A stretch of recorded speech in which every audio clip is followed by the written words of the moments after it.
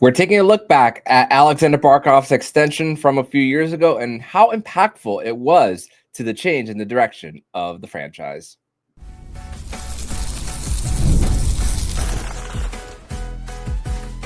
You're Locked On Panthers, your daily podcast on the Florida Panthers.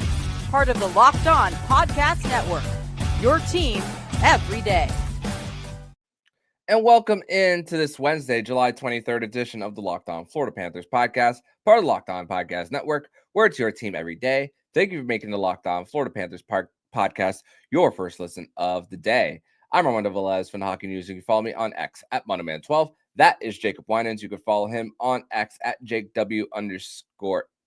Follow the podcast anywhere you listen to the podcast and on YouTube. Today's episode is brought to you by Game Time. Download the Game Time app, create an account, and use code LOCKEDONNHL for $20 off your first purchase. You can do that all on Game Time. Shout out to the everydayers who come back here and get your daily Florida Panthers fix. On today's show, we are going to discuss how impactful Aleksander Barkov's contract extension a few years ago has really been for the Florida Panthers. Where does it rank as far as being one of the biggest catalysts in the Panthers turnaround? We're also going to discuss some of the milestones that Sergei Bobrovsky can truly hit in his final year of his current contract, and why people might be hesitant on ranking him even in their top three, which we'll discuss on the show. And also we are going to discuss the differences with new Panthers defenseman Jeff Petry coming into the mix for the Florida Panthers. So Jacob, welcome back to the show, my friend. Grateful to have you here on the show. So let's begin with this. October 8th, 2021. Crazy to think. October 8th was just last year, the banner raising for the Florida Panthers as they took on the Boston Bruins. And then just 4 years exactly before that was the extension of Aleksander Barkov. It was one of those things, just like the Matthew Tkachuk trade. It was one of those things where you remember where you were and what was going on when it happened. And I just remember the Panthers tweeting that caption, "All in," at the time. I remember it was an hour before I was going to go to the airport to leave for a flight out of the state of Florida. And I remember doing a 10-minute podcast, doing the breaking news because I just didn't have the time for a full episode. And then the Panthers put that surprise on us. And then I look at the press conference after, but it's crazy because you think about Barkov at the time. He had a year left under his contract. It was still 2 years into a new coaching staff at the time with Coach Q, and going into a second year with the Bill Zito era. And then Bill Zito with the quote, just looking back at the media availability, which they didn't even do it at the ice den at the time, nor the arena because of availability, and then just doing it in a random rooftop in Fort Lauderdale to talk about it. So to put it all together from the management, and then also what Bill Zito said at the time, one of the greatest challenges was to create a culture that Sasha would like to be a part of, close quote. So that's what stuck out to me when looking back at that. Yeah, and we can definitely point to that as one of the turning points in this franchise because if you remember going into that season, it was kind of a talk of if the Panthers can't put together a team that can contend and this team isn't going to be on a trajectory to win, what incentives does Barkov have to stay? And there was a lot of talk of if Barkov gets to free agency, he could basically be the not necessarily a record setter, but he could kind of break the free agency market that year as a UFA and get a 7-year deal well over 10, 11, 12 million per year AAV and be one of the highest paid UFAs of all time if he got to free agency that year. Barkov definitely had an opportunity to do that, and he chose to stay. He chose to commit, and we even in hindsight have heard stories of people in his circle talking to him and just asking, "Do you think you can win here? If you sign this deal, do you think you're going to win a Stanley Cup?" And it was always confidence that yes, we're going in the right direction. I'm going to win here. There's going to be opportunity to make deep playoff runs, and he's definitely backed that up and been a huge catalyst for the Panthers' success. And it wasn't just about staying here and kind of having the culture created for him, even though Bill Zito kind of alluded to that at the time of making sure they built a culture that Barkov would want to be a part of. But he's also been key in setting that culture. We hear it all the time. Barkov is the hardest worker. He's the best example. Guys gravitate to him and follow him, and they want to work as hard as he does and copy his work ethic and his habits. So as much as it was creating a culture he wanted to be a part of, it was also creating a culture that is like Barkov, and the way he works and the things he brings to the table. Everyone does a little bit of that, and it also shows up in on the financial side of things when guys are due for contracts, everybody's taking pay cuts. Barkov was the first guy to take a pay cut. 10 million a year might not seem like a pay cut, but at the time it absolutely was, because if he got to the open market, he was going to top that. And guys now are taking pay cuts to stay, following the lead of the captain.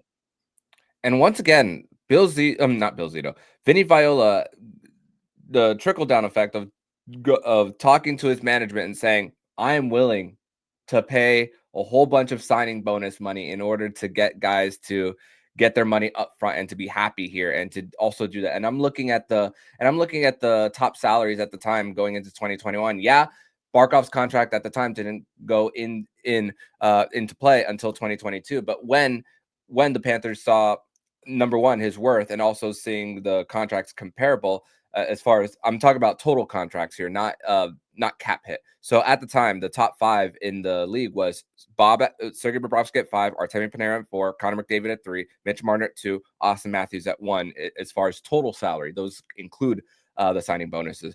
Barkov's contract eventually and got into the top 3 in 2022-23 at $12 million. Yes, once again, that does include the signing bonuses for the captain there.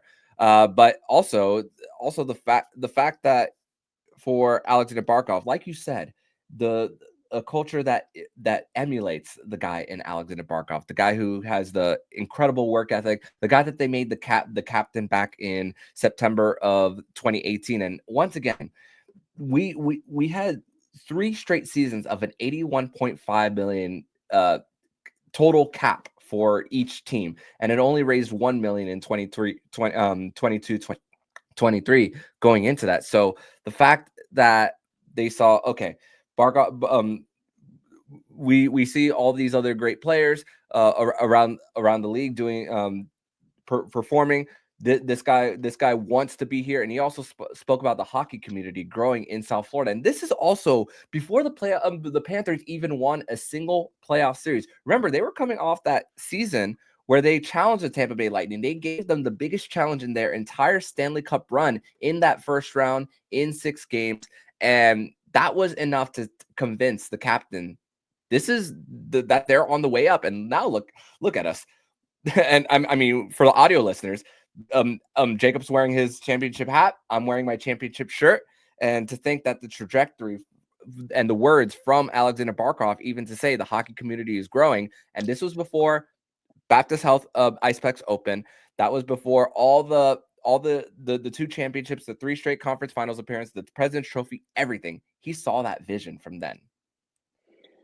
Yeah, it's one of the ultimate betting on himself kind of moves that you can look to in South Florida sports. I mean, he really had no reason except a 6-game sample size against Tampa to think that this team is going to get it done at some point. They played really well in that series. They showed flashes. They showed signs that they were getting close to a breakthrough, but they still had some rough financials too. At that point, some bad contracts on the books. Not a whole lot in the prospect pool. I mean, it wasn't like this was far from a guarantee that the Panthers were going to develop into a Stanley Cup champion team. Like you said, the new practice facility hadn't been opened yet. The President's Trophy hadn't been won. The dreams of a parade, a Stanley Cup championship parade down Los Olas were nowhere on anybody's mind at that point. It was just about building a team that could win around and make a deep run and contend. and he bet on himself. He bet on the franchise. He believed in what was being sold, and yeah, he really. I mean, we talk about the buy-in. He was the first guy really to fully buy in and believe in the trajectory of the team, and then to back that up, not just with buying in and being a part of the team, but buying in and leading that change and leading the team. I think speaks volumes. We talk about it all the time. He's a quiet leader. He's a captain who doesn't have to say much. But this is probably one of the best examples of him leading with his actions, putting pen to paper, and then leading the charge into this new era of Panthers hockey as really I mean, it's undisputed at this point that this is the best franchise in the league right now. There's it's pretty remarkable how things have turned since he signed that contract. Yeah, no doubt. And let's not forget, when Bill Zito was hired, there was that question: should they go in the direction of rebuild, or should they try to build upon what they have? And thankfully, the Bill Zito made the right decision in choosing to build upon what they had. And it started with Aleksander Barkov, and we see how hard the buildup is after tearing it down. We're seeing it with Chicago, San Jose right now. So yeah, definitely great on Bill Zito for choosing to the belief in the captain, and to put a team around him. But hey, even that 2021 series against Tampa Bay, biggest trouble was keeping the puck out of their own net, even though they were able to still score at will.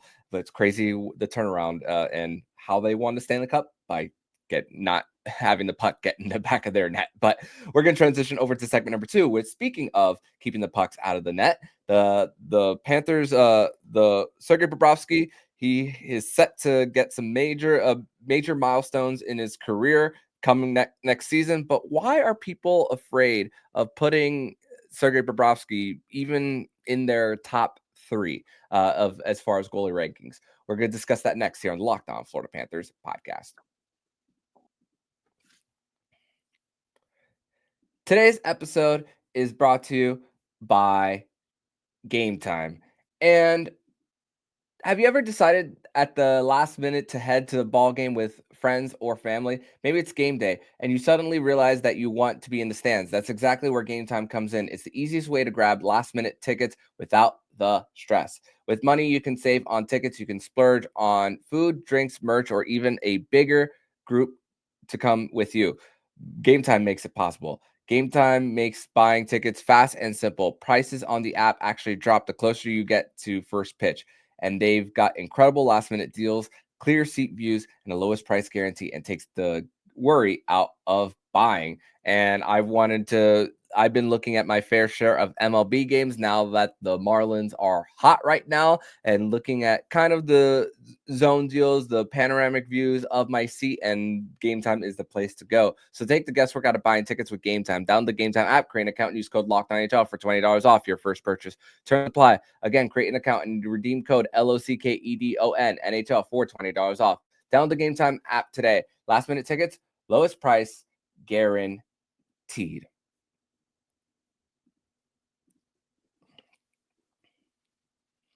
Segment 2 here on this Wednesday, July 23rd edition of the Locked On Florida Panthers podcast. Armando Velez here with Jacob Winans here on another edition of Winans Wednesday on the show.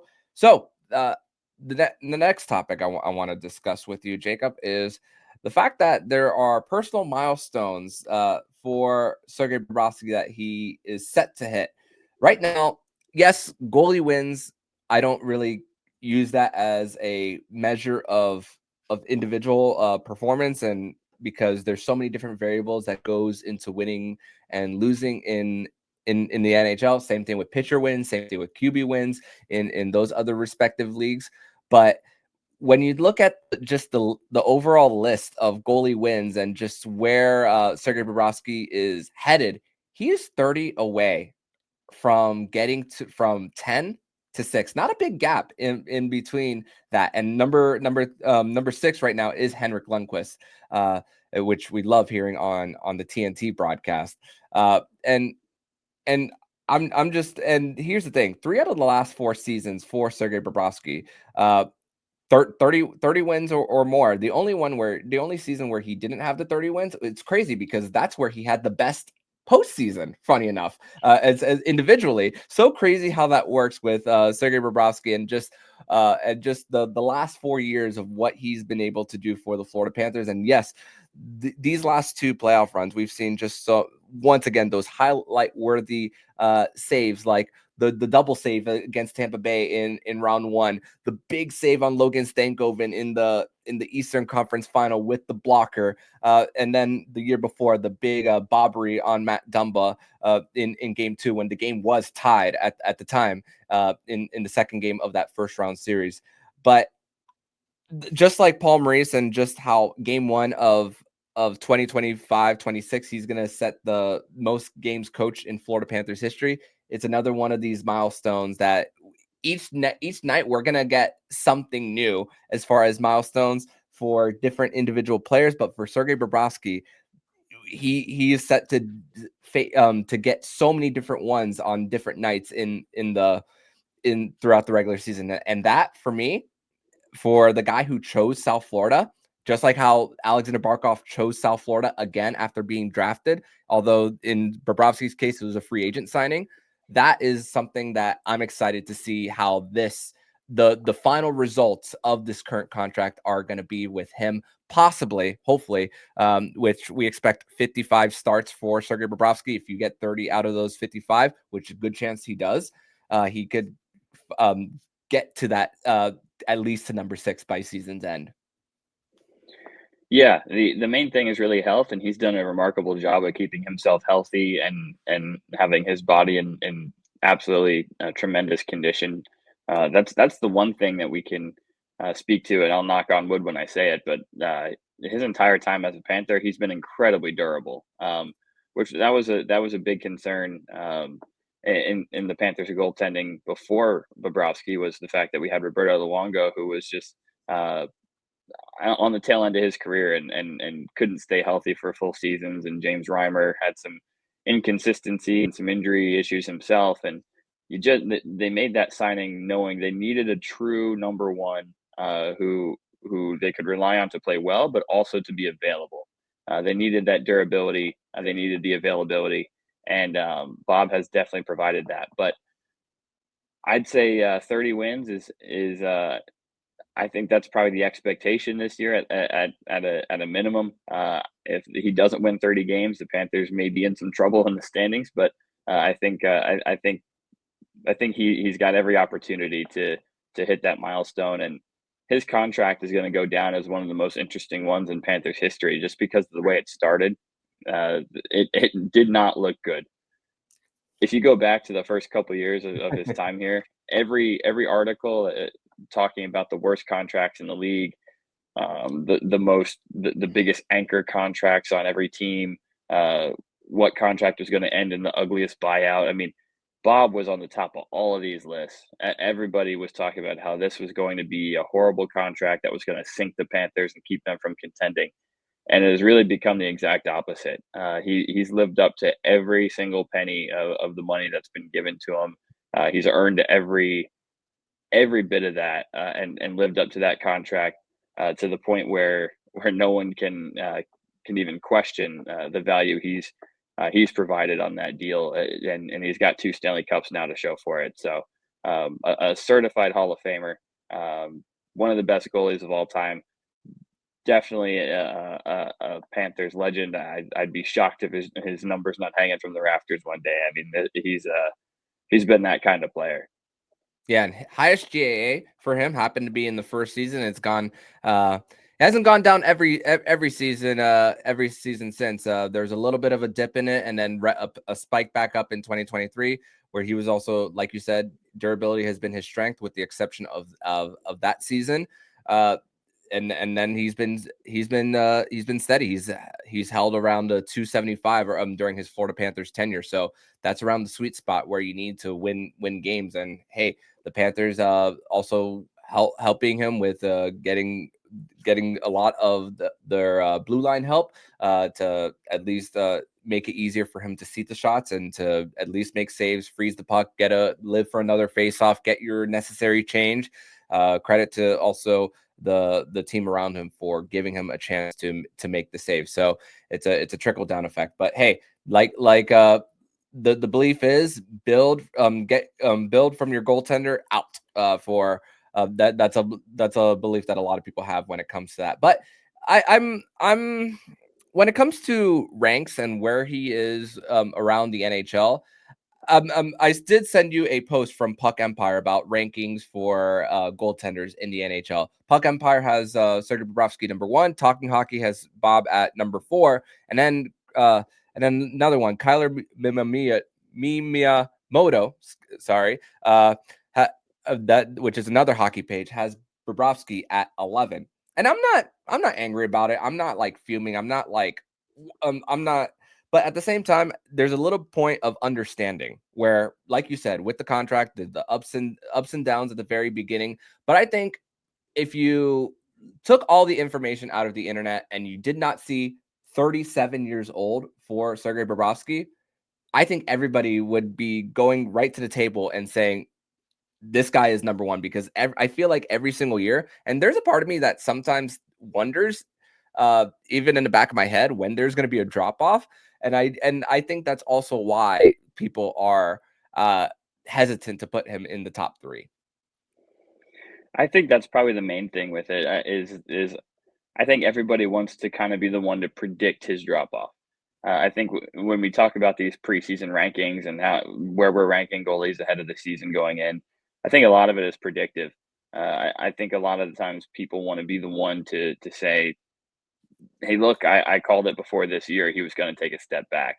Or I called it, like, look at my preseason rankings. I predicted he was going to have a dip in his numbers as he got older. And it is what it is. But if you look at the body of work, it's impossible to really argue that Bob's not a top 3 goalie in the NHL. And I'm a little surprised maybe not this past season, but he's been in Vezina conversations. He's been a finalist in recent years. I mean, it's not like the numbers don't back it up either, and it's also not like he's just a playoff goalie. He's also been pretty terrific in regular seasons, especially the past few. He's not just a guy who coasts through the regular season and then turns it on in the playoffs. So that's not what we're talking about here. So I get it. I get that everybody wants to rank the goalies that are in the middle of their prime and are making are maybe just signed big extensions. In the case of like the New York goalies, Shesterkin, Sorokin, Hellebuck we talk about, but Hellebuck's coming off a couple of Vezinas, a Hart Trophy. I mean, he's definitely best regular season goalie. Yeah. But then if we're talking full body of work, who's the best? Hellebuck has been a massive liability when it comes to playoff time. So I put Hellebuck at 3. I agree with that. Because it can't just be you're only accounting for a regular season if the knock on Bob is that people only want to account for playoffs. It's got to be a full body of work. And I think if you strip away age, you strip away the fact that people tend to rank based on one thing like regular season when it comes to these preseason goalie rankings. There's no argument to be made. But the one thing I know for certain is that Bob doesn't care. He's probably not even seeing these rankings. He's not worried about that in the slightest. And it's not going to change anything about the way he does his job, which is good for the Panthers. But I will say this one last quick thing on this topic. A lot of what goes into these goalie discussions is not necessarily a full body of work. A lot of what you see with goalies is a highlight on or a spotlight on moments. Goalies get remembered for their big saves or how they played in a certain game, or a timely stop or a highlight reel save. Bob absolutely checks those boxes when it comes to the big moments, the key moments, when you really need a save or it looks like you're down and out and you got no shot to get a stop and you need him to come through with a miraculous one. Bob checks that box every single time. And I think when all is said and done, he's going to be remembered for a lot of those moments. And these rankings they're not really going to matter, but he checks those moments boxes and those big game boxes for sure. No doubt, and coming in big for the Panthers over the last few years, over and over again. But like we mentioned, the Panthers have also been able to build around Sergei Bobrovsky, and especially have been able to help him with really great blue line that has been able to block shots and break out passes a lot better to prevent those second or third chances for them with winning their puck battles, which that leads us to discussing about Jeff Petry in segment number 3, where we're going to discuss what are we looking forward to most with him being with the Florida Panthers come 25-26. We'll discuss that next here on the Locked On Florida Panthers podcast. Segment 3 here on this Wednesday, July 23rd edition of the Locked On Florida Panthers podcast. Thank you once again for making Locked On Florida Panthers podcast your first listen of the day. Armando Velez here with Jacob Winans here on another edition of Winans Wednesday here on the show. So Jeff Petry, basically the only new acquisition for the Florida Panthers here this offseason. So I wanted to have a little bit of a discussion of just the profile of Jeff Petry. I mean, when I'm looking at Petry, I'm looking at the size. He's taller than both OEL and Nate Schmidt. He's an inch taller than OEL, 3 inches taller than Nate Schmidt. Yeah, the profile is puck moving defenseman, a lot of speed, but for being taller than those guys, it's very crucial of how his speed can really affect how the Panthers not only protect the puck at the blue line, but also winning the races for icing in order to get the top guys back out in the case that the opposition's fourth line is in fact on the ice. So that I think that could be a big factor as to how Jeff Petry uses his speed at his height. So I think that's very impactful for them. And now he's at the point where in the last 2 seasons he was playing 18 minutes a night. Before that, he was averaging 22 and above. So I'm just wondering for the Panthers and the fit here, which I'll let you. I'm going to give it to you right before I put some numbers out there. But for Jeff Petry, the fact that you have a little bit of mix of puck mover for in OEL plus the physicality, and the fact that it's now the opposite hand in that. I think it could. I know he's older and a little bit on the slower side compared to a few years, but I just think with a little bit of that profile, I think it's truly gonna be a pretty impactful signing for the Panthers. Not guaranteeing championships, but I can see once again why Bill Zito chose to go in the direction of Jeff Petry.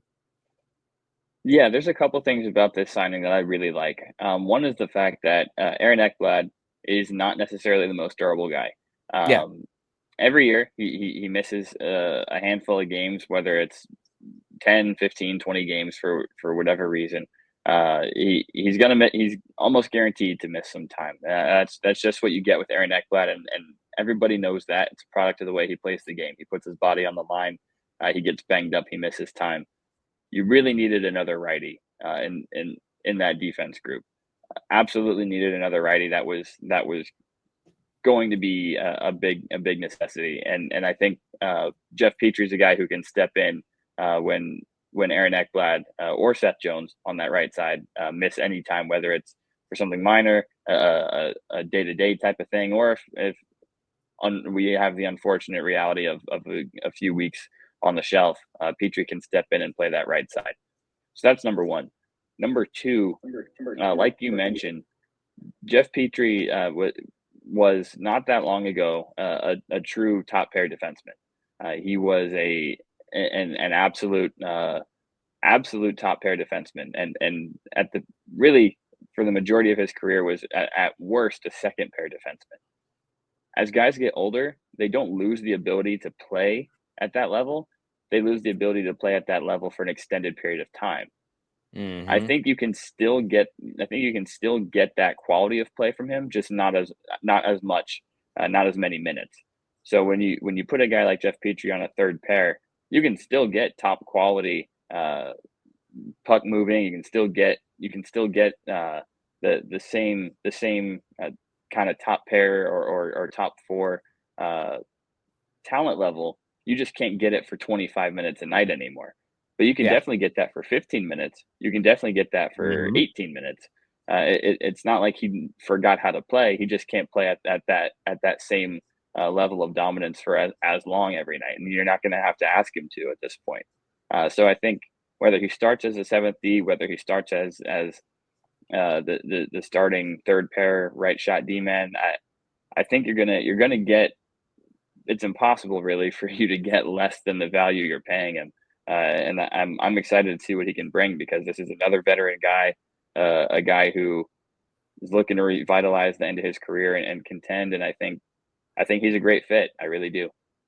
Yeah, and he's been mostly durable with the exception of last season. He went on injured reserve in early January and didn't come back until late March for the Detroit Red Wings just last season. But for the most part, he's been durable. So we'll see if that does help the Florida Panthers go into this season. I mean, OEL had a major leg injury before he signed with the Florida Panthers. So it doesn't necessarily mean that it'll linger into the next team that he goes to.